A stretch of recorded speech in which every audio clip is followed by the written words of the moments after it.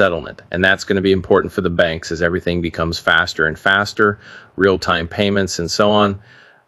Ripple's technology is patented. Swift cannot copy the XRP ledger.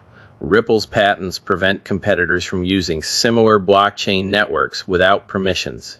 Everybody always thinks Swift is going to create their own blockchain and network. You cannot just copycat the XRP ledger. It just cannot happen. That's why Ripple has those patents in place to begin with. But everybody on X, they're like, oh, Swift's just going to create their own coin. They're going to do this. They're going to do that. Swift has not upgraded anything in over 50 years. Swift, we want to work with tech providers inside tokenized environments.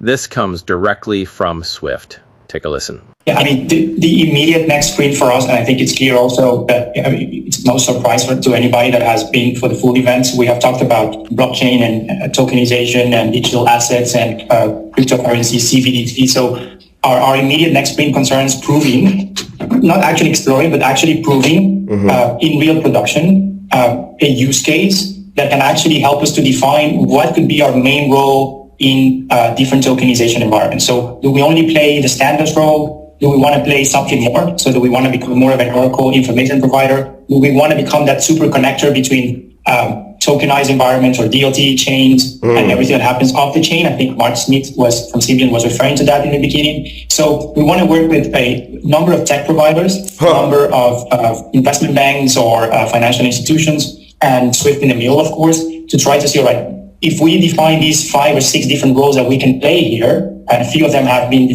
I mean, the immediate next sprint for us. So what he's telling you is Swift wants to get involved with tokenization, but they just want to be the information provider like the messenger. The problem is that they have to work with other networks.